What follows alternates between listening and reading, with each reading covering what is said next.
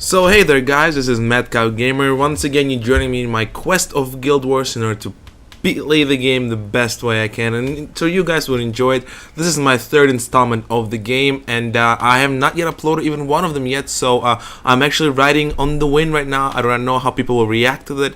I do not know how people will think about it, but nonetheless, here's our character. Same like before, every single part you saw, nothing was skipped except some black parts, which I can't fix. So last time we ended with a really nice note. We kind of left our old guild, got our build together, got this wonderful build set up. You know, let's change just one skill. Since we really do not have 25 energy, we will remove that particular skill and maybe put in some curses skill. That's a nice curse for 3 seconds, 50% lower, and then well, you know, not really. It's not a good one. How about let's just reuse our siphon we had before, and obviously the direction siphon just in case if one of our party members dies and monk is out. So our inventory pretty much same like last time. Nothing has changed. So let's just sell these things. I do not need any of them. They're all useless. So Kamas, short bow, or buckler is gone. Kappa hatchling shell is gone as well. And let's go destroy this Turchian, since pretty much I'm not a mage. I don't need it. So just a little note, I would like to give a shout out to Brumac. This is going to be uploaded probably extremely late, but he became a Machinima director. He uploaded one video as of now to Machinima Realm about his wonderful StarCraft game with a friend he had. What you call it, Spinecrawler Rush, was it? I don't quite remember, but shout out to him. He gave me a shout out on his channel, and as always, it's a pleasure to communicate with him, and maybe hell in the future we might do some dual comms on some wonderful RTS games. But for now, let's join. Oh, he's white. That's not a really nice armor, but let's continue with our mission now. Last time we stopped with only getting, oh wow, 2 friends online. That's wonderful. Okay, L is a quest. Here you go. Track down Sue, which is one of the things we have to do in order to continue our story within the game. As you see, it's a primary quest. There is a few quests in our Xingjia monastery as well, but let's just continue with the quest we have at hand right now. So just like last time, remember, you can recruit henchmen, as in just get them anytime you want. My suggestion of henchmen when you're just starting out to play Guild Wars, especially in this particular campaign of Kantha or factions, you really should pick something like a monk for health. You really should pick an elementalist like Kisai for area of effect damage, and you also should pick Maya or May for damage per second to spike some enemies up. And of course, you yourself is a warrior. I mean, I'm a warrior and play this way. Pretty much, once again, just like last time, area is only for you. Every time you leave and come back to an area, monsters are reset, everything is reset, and you are free to roam the world once again, killing everything in your path, gaining experience, getting loot, and so on. The way this game works is that loot is divided between players. For example, loot is pre-assigned, so there will be never a case when something drops and you need to fight or rush for it. Gold is divided, everything is divided. So for example, you drop 20 gold, there's 4 people in your party, everybody gets 5 gold equally. That way it's more fair, that way it's more fun. Obviously some people will say, oh no, I really wouldn't want the 20 gold, it's a much better deal for me, but hell, it's a team game and it's not a World of Warcraft clone, and believe me, in my opinion, this is much better than World of Warcraft. Then again, World of Warcraft has its own things to ponder on, right? I mean, not everything should be the same. So remember last time we have engaged a Naga snake people looking kind of a mob. This collection of enemies called a mob. So let's engage this level 6 Kappa mob. Remember I said that they're much more powerful the stronger they are. And let's activate our skills, get some nice spike damage on the enemy, and finish them off with our hammer attack. As you can see, 9 gold, so we're gonna share this 9 gold all together. Let's take down this Kappa. One of the downs of obviously having a lot of energy skills is the fact if you use up all your energy at once, it's going to take a while for you to get it back, especially as a warrior. So if a warrior, you really want to not rely on kills that suck out like 10 energy, 10 mana. You really want to conserve yourself in order to gain an upper advantage in a long-term battle. Remember, this game is not only about dishing out damage per second and spiking. It's about controlling and managing your resources at hand and activating skills accordingly to what you can do. So let's activate our only warrior skills, not energy skills. As you can see, our hammer attacks are pumped up with adrenaline. Let's do some nice extra HE damage. There we go, nice hit. And for these little things, let's just suck their blood out and gain health. As you can see, this is Vampiric Gaze. It does just what it explains. All you do, you steal the amount of health from your opponent to yourself, thus making yourself obviously stronger. The maps are very diverse in this game. I'm jumping from point to point, but might as well just bring up some wonderful things of the game. If, for example, you can call out targets. If you hold control and you attack a target, you will tell your allies what you're doing using yada yada yada. It's very useful when you're playing against real players, but when you're playing with a simple setup as henchmen or heroes, which I'll explain later on, there's no real need for that. Exploration in this game is not limited, but it is a certain kind of how should I say this? A certain kind of exploration. You don't really need to lurk everywhere in order to get to your place, but it's much better to do so because you might find a hidden chests. Chests are not static; they always move around the map. You will never find a chest at the same spot every single time.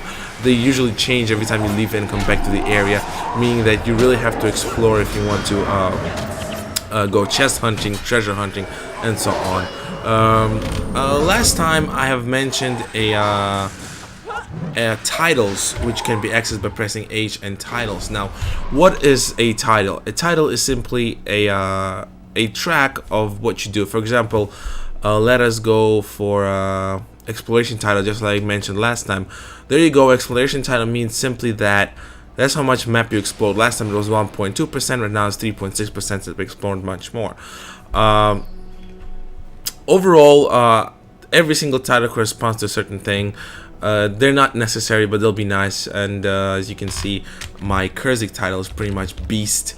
It's almost 9. There's only 12 ranks to go, but it's really a pain in the ass. So here's our quest giver, Sue. We found her. Let's go. So we have to destroy Nagas in the cave. Soul Feast. Exploit nearest corpse to gain 50 health. We really do not need that. Barb Signet. We also do not need that. We're not that much of an there you go. Repeat. We're not that much of a. Did you make a new character? Oh, that's one of my friends. Unfortunately, I will not. I will ignore him for now, because I'm really concerned about passing this mission. Now, when you talk about fighting Nagas, you just want to go out after the caster. Always get the casters first. Casters is what brings parties down, and casters are extremely dangerous. For the Spirit Rift will do a lot of damage.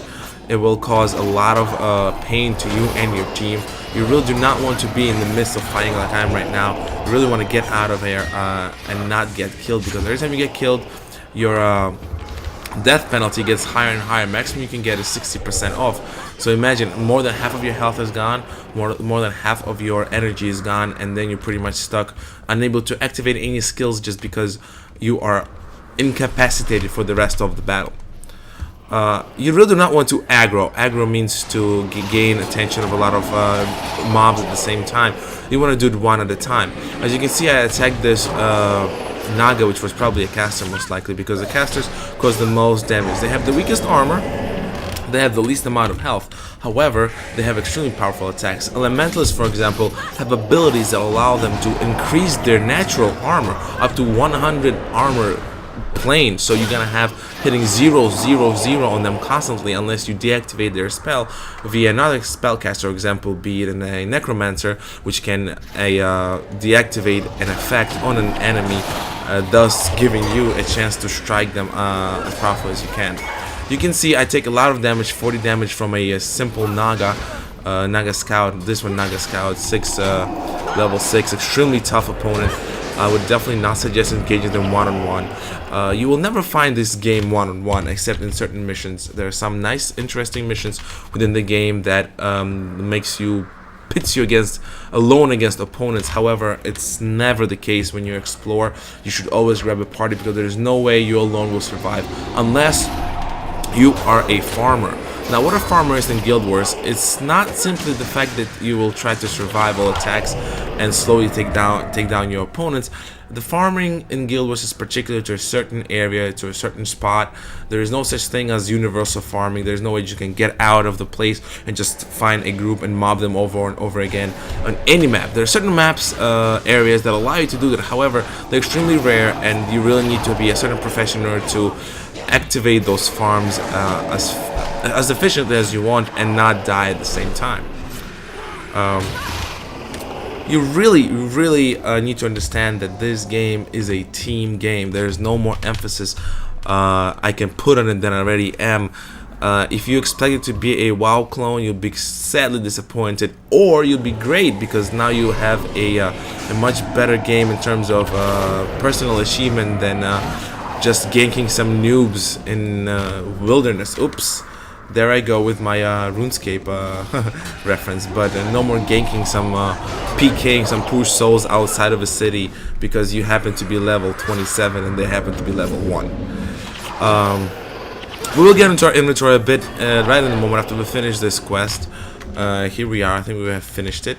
We have destroyed every single Naga inside the cave, unless we have to march a bit more.